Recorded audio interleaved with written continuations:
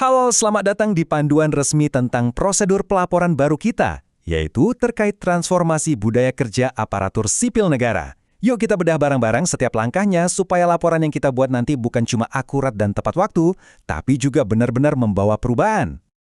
Oke, kita mulai dari dasarnya dulu ya. Penting untuk kita pahami kalau pelaporan baru ini bukan sekedar nambahin kerjaan administrasi. Sama sekali bukan, ini adalah bagian yang krusial dari sebuah transformasi besar dalam cara kita bekerja. Nah, semua ini dasarnya dari mana sih? Dasarnya kuat, yaitu Surat Edaran Menteri Dalam Negeri. Inilah payung hukum yang jadi landasan kita semua untuk mengadopsi pendekatan baru dalam budaya kerja di lingkungan pemerintah daerah. Jadi, ini dia inti pesannya. Pelaporan ini bukan cuma soal ngisi-ngisi formulir, tapi ini adalah bentuk akuntabilitas kita. Setiap angka, setiap data yang kita laporkan, itu adalah bukti pertanggungjawaban kita dalam mengelola dan mengoptimalkan belanja publik. Tujuannya? Jelas, agar lebih produktif dan efisien. Oke, sekarang kita masuk ke bagian yang nggak kalah penting, alur dan jadwalnya. Di sini ada struktur dan tenggat waktu yang tegas yang harus kita semua patuhi tanpa terkecuali. Prosesnya itu berjenjang. Jadi yang pertama, bupati atau wali kota wajib melaporkan ke gubernur. Kapan? Paling lambat tanggal 2 setiap bulannya. Setelah itu, gubernur akan merekapitulasi laporan seprovinsi dan melaporkannya ke Menteri Dalam Negeri. Batas waktunya? Paling lambat tanggal 4 di bulan yang sama. Ingat ya, tanggal-tanggal ini sifatnya mutlak. Nah, pertanyaannya, apa aja sih yang harus ada di dalam laporan bulanan kita? Yuk kita lihat komponen-komponen utamanya. Jadi ada 9 komponen inti yang wajib ada.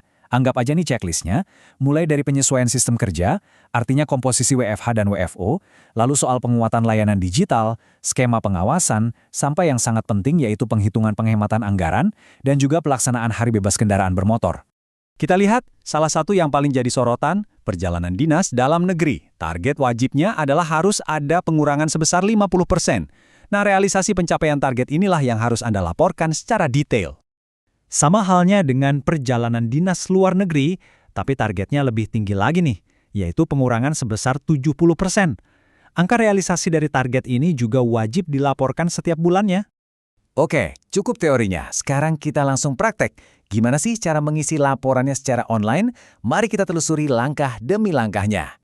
Ini penting banget dicatat ya, seluruh pelaporan wajib dikirimkan hanya melalui satu portal daring resmi ini. Pastikan Anda pakai link yang ini untuk menghindari kesalahan pengiriman data. Nah, saat Anda buka formnya, bagian pertama yang akan Anda lihat adalah soal penyesuaian tugas. Di sini, Anda diminta untuk mengisi komposisi persentase pegawai yang WFH dan WFO. Selain itu, laporkan juga progres adopsi layanan digital, misalnya soal penggunaan e-office dan tanda tangan elektronik. Geser ke bagian kedua. Di sini kita bicara soal pengendalian dan pengawasan. Laporkan mekanisme apa yang sudah berjalan. Bagian ini juga sangat krusial untuk melaporkan bahwa unit-unit pelayanan publik langsung yang dikecualikan dari WFH tetap bisa mencapai target kinerjanya. Ini penting untuk mastiin kualitas layanan kita ke masyarakat nggak turun sama sekali. Lanjut ke bagian 3.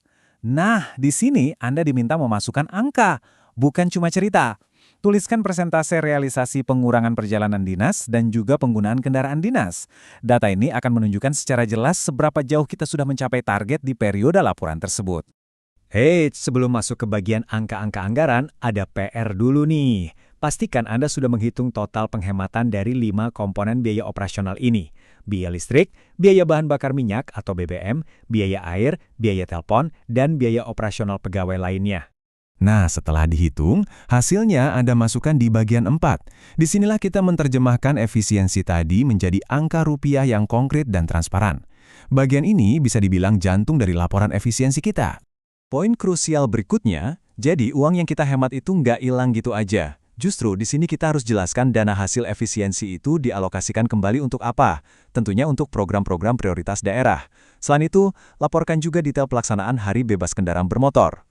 Oke, bagian terakhir dari laporan ini bukan soal angka, tapi soal refleksi. Di sini, Anda bisa sampaikan secara jujur apa saja kendala yang dihadapi di lapangan. Dan yang lebih penting, sertakan juga rekomendasi atau rencana tindak lanjut untuk perbaikan di periode berikutnya.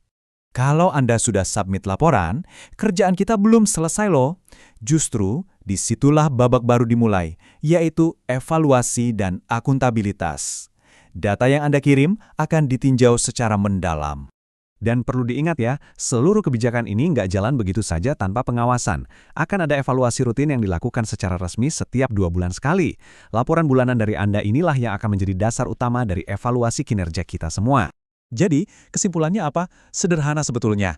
Pelaporan yang akurat dan tepat waktu adalah kunci. Ini bukan lagi sekedar kewajiban administratif, tapi ini adalah wujud nyata dari tanggung jawab kita bersama untuk menciptakan birokrasi yang lebih efisien dan pada akhirnya pelayanan publik yang lebih baik bagi masyarakat.